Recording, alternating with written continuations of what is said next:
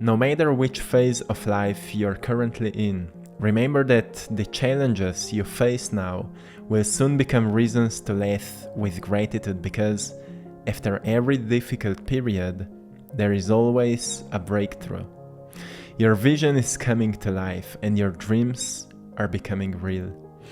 So this is an introduction. It's like a positive insight, but it's more real than we can ever imagine when we reflect our lives and we notice that each really dark period turned into an important lesson, that turned into a change in our behaviors, that turned into a development of something new, a development of new patterns.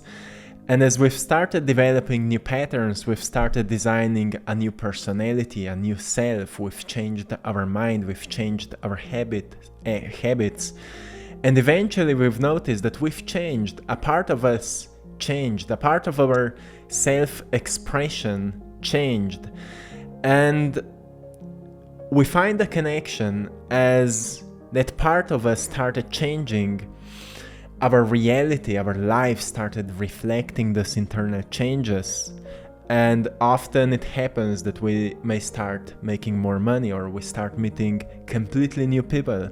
We start getting completely new ideas. We become more confident. We become more creative. We become more motivated or more inspired, or we become better at regulating our being, regulating our mood and our emotions. And overall, we notice an evolution in our character, like the personality we are carrying or wearing.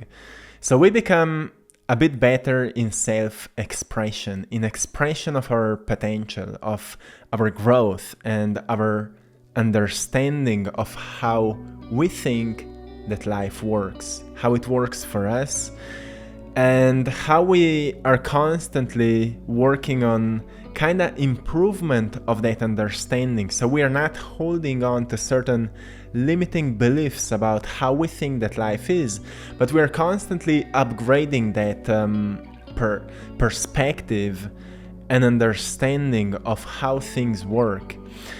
And as we are developing this understanding through constant growth and evolution, there is no other way than to experience a breakthrough after a breakthrough.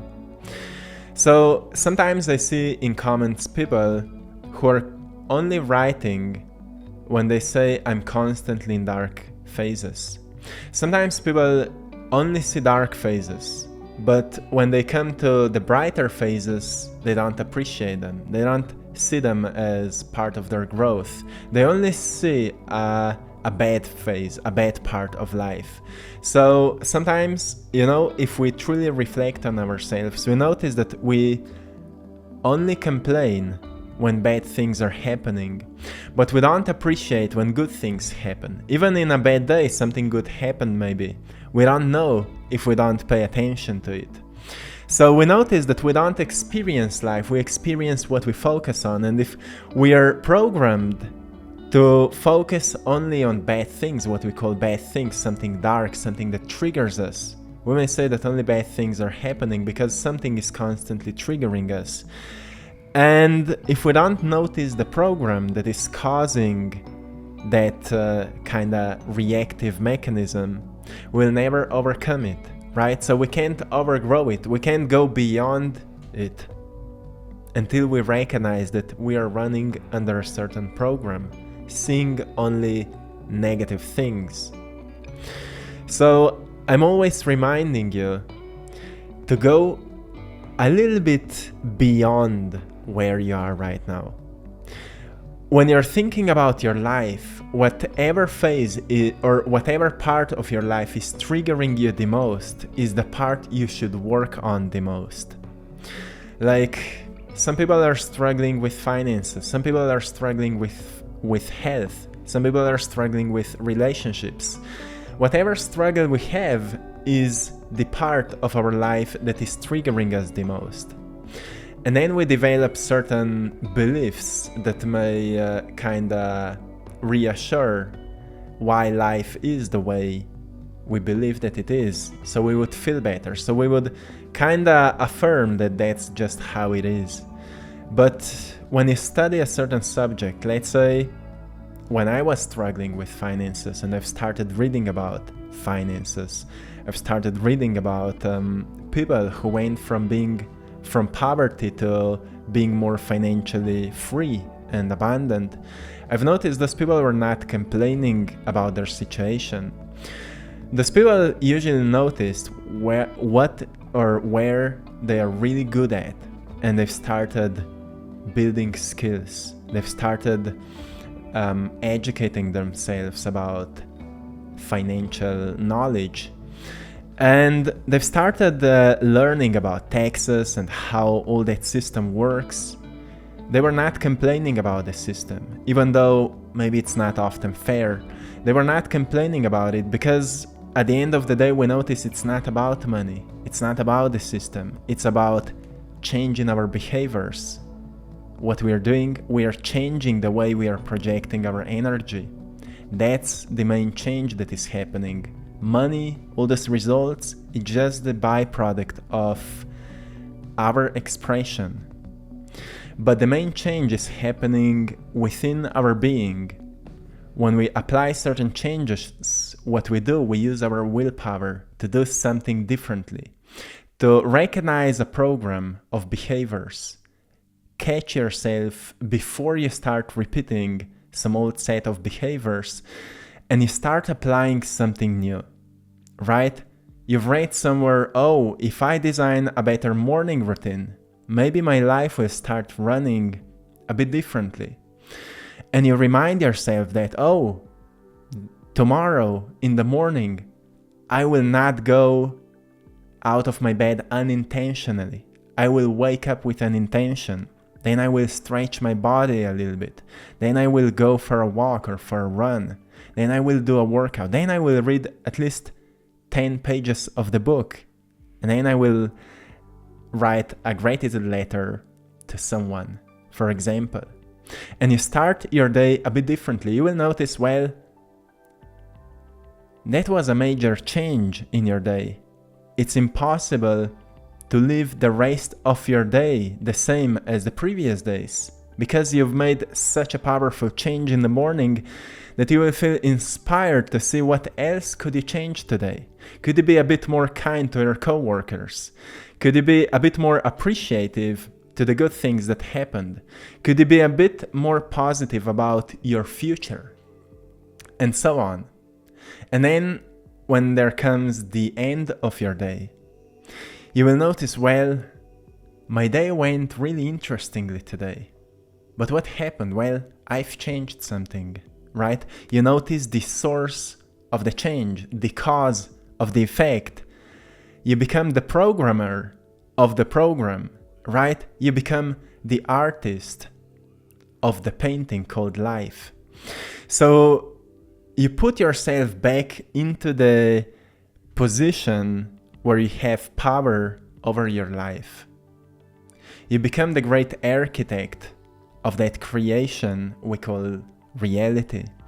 And that is a powerful realization, because we notice, well, to experience a breakthrough, we need to break through certain habitual patterns, right? To experience a breakthrough, we need to break through certain habitual patterns. But to break through certain habitual patterns, what we need energy, we need willpower, and we need intention. So to have enough of energy to do that, we need to make sure that we're keeping ourselves in balance. So what is balance? Well, if you're constantly complaining, it means that maybe your life really sucks and you could do something about it, or you're not living according to your heart's desires, right? You may want to spend more time in nature, but you're all day long behind your computer or phone or whatever it is, right? Finding balance in life means that whatever we are doing, we also need to do the opposite of that. And then we make sure that we balance these two opposites, polarity. Once we balance two aspects of polarity, we notice that our cup starts filling up with life's prana, right? With life force. Because there's the law of the universe called balance. We need to balance ourselves. If you're, for example, if you are working out a lot, make sure that you also find beauty in doing nothing, like sitting down in quietness or going completely slowly into nature and just ground yourself. For some people who are constantly active, constantly rushing through life, those people are really, really suffering when they need to be in quietness and slow pace. But that's what we call balance, right? So we need to learn to master both aspects, because only that way we can find the harmony in the vessel of your body, right?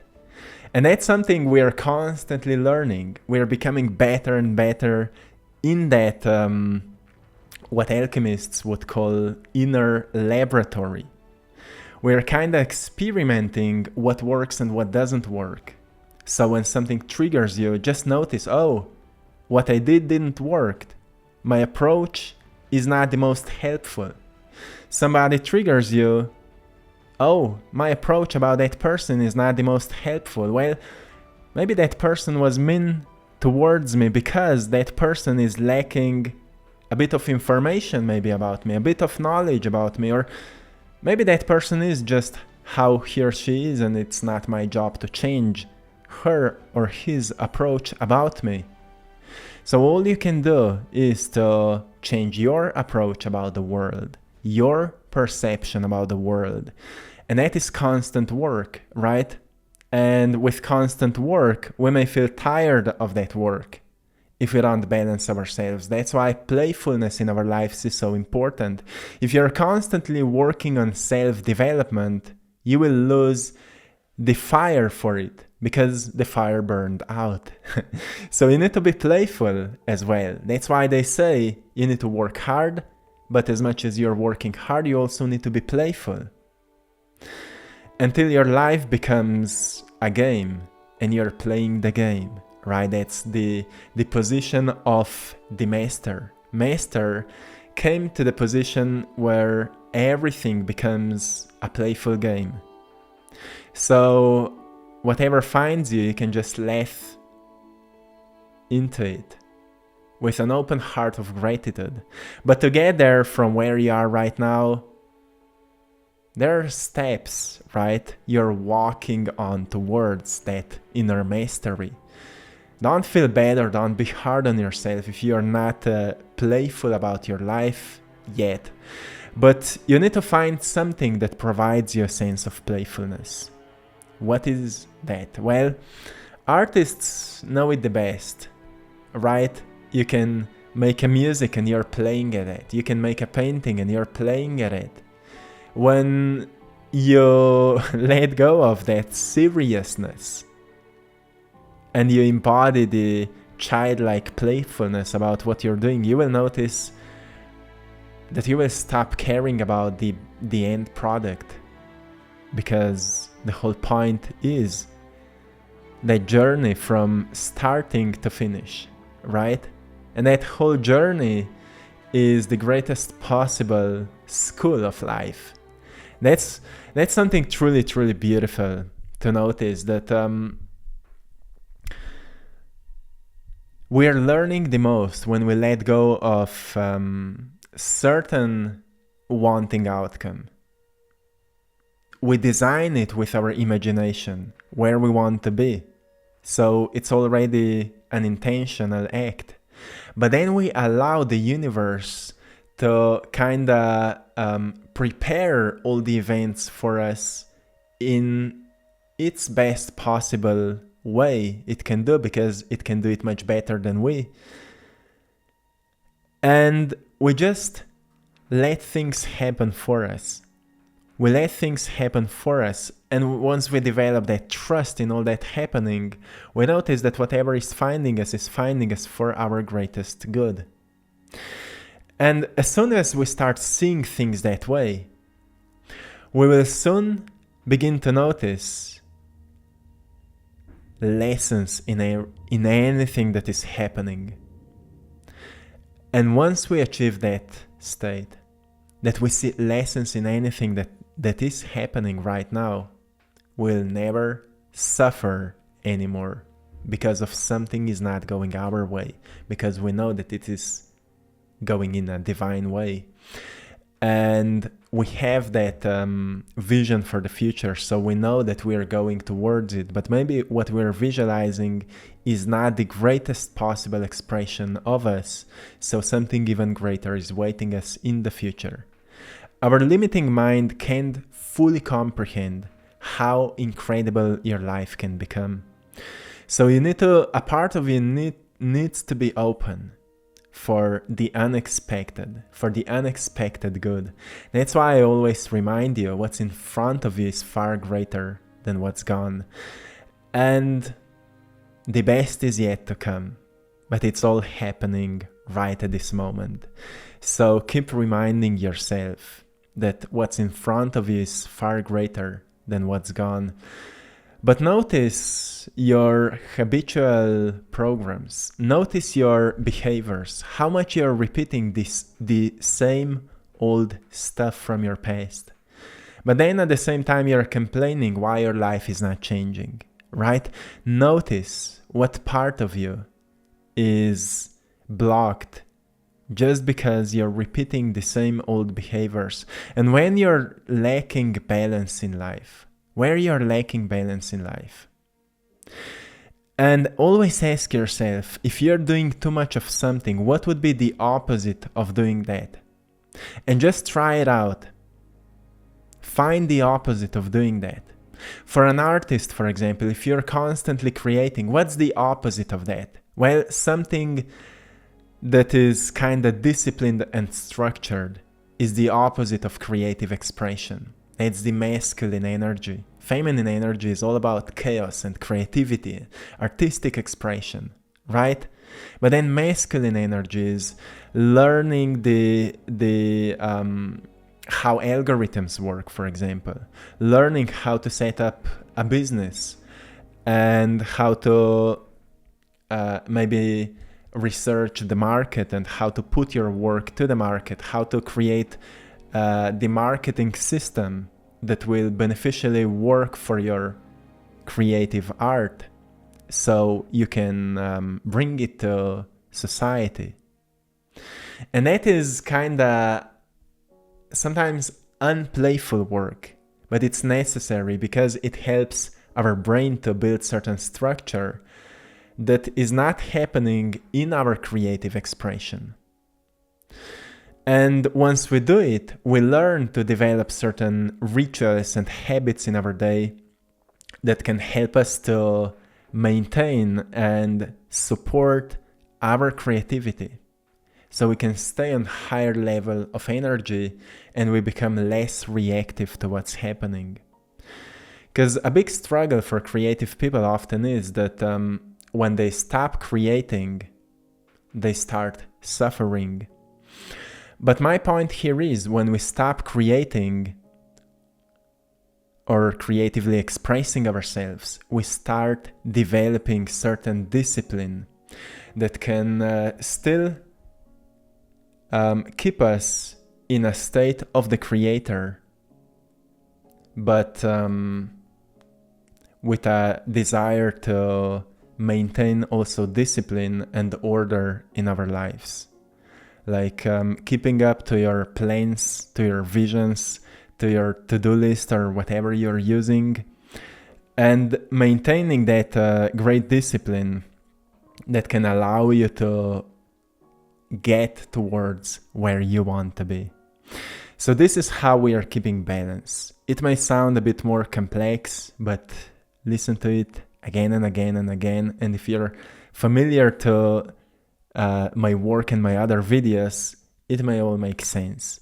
So my friends, this is it for today. I'm sending you lots of love, blessings, and power. I hope you found today's painting inspiring. If you did, You can get a piece of it in our Etsy shop, I Draw My Passion. Go there and check it out. Until next time, one love.